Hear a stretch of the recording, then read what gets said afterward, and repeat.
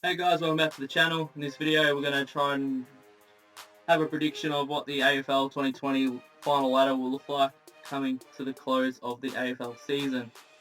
In last place I think will be the Gold Coast Suns.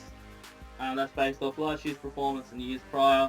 They haven't really done too much in the off-season. There were quite a few pieces to build around, but I don't think they're game-changing players. Coming at 17th I think will be the Carlton Football Club. And I would say they would be better than last year, but I think the rest of the league's gotten a little bit better, so I think they're going to be slightly worse. Coming in at 16th, I think will be the Sydney Swans, based off last year's performance, and their list is getting slightly older. Buddy's got a few injury problems, and again, the rest of the league getting slightly better. Adelaide Crows, I think, will be next. That's based off them losing a midfielder / defender to the Gold Coast Suns, and I think that's going to hurt them a little bit on the defensive end. We'll see how the season unfolds. To wrap off here, 14th I think will be St Kilda. That's just based off the fact some of the league I think's gotten ahead of them. Their game style is better than years prior, but I think integrating new parts and leadership and everything like that will come into effect throughout the season, and I think they'll finish in the sort of bottom 14. Coming 13, I think, will be the Melbourne Football Club, based off last year's performance. They were expected to make the 8, they didn't. They would have reflected hard on the off-season. Because of that, I think they'll push, but I think the rest of the league still slightly better than them. Coming in at 12th, I think, will be the Fremantle Dockers, and I think they finished 12th last year, so I don't think they'll improve or disimprove. They haven't really done much over the last years, haven't really acquired any free agents. Based off that, I don't reckon they've improved or disproved, and I think they'll still be a solid team going into the year.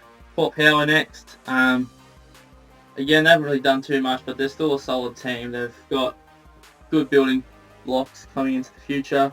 I reckon Essendon Football Club, I don't think they're a top 8 contender. I think they've got a lot of areas to improve in, and I think their game style doesn't stack up against the top 8 teams, and because of that I think they'll finish around 10th.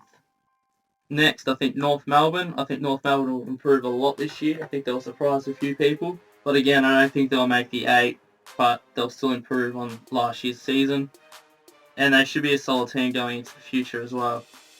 At 8, I think will be the Hawks. That's based off the experience they've still retained, and acquiring Patton from the Giants I think helped, and based off that, their history, and I think they'll have a pretty good season and they'll make the 8 this year. At 7th I think will be the Western Bulldogs. I think they've not really improved or disimproved from last year, but I think they'll be a solid team and still make the 8. Coming in at, 5th?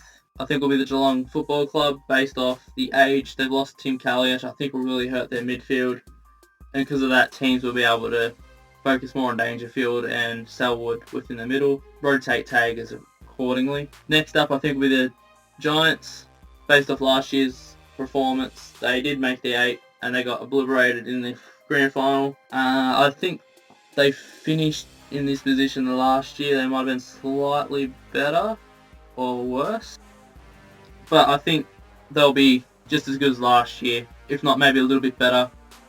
But they haven't really acquired or improved in any way.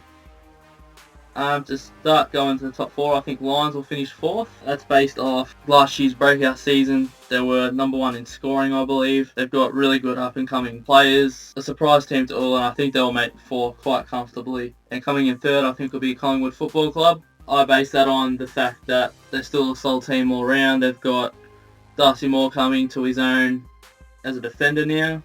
They've lost a little bit of midfield depth with Dane Beams retiring, but I still think they'll be a top 3 team.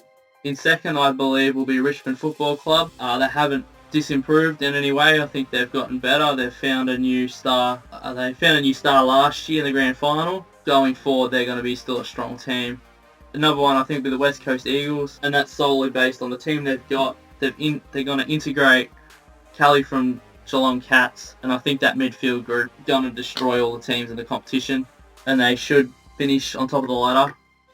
Doesn't mean I'm going to pick them as favourites to win the grand final, but I think they're the favourites to finish on top of the ladder this year. Thanks so much for watching. Let me know in the comments section down below if you agree with this list. If you don't agree, you give me your list predictions and where you think teams will end up. This is my later on in the year when the season gets going through. I'll redo this video maybe midway through the season and sort of comment on teams and sort of their performance throughout the year and give them a grade. Thanks so much for watching. Remember to comment, like, subscribe, tell your friends.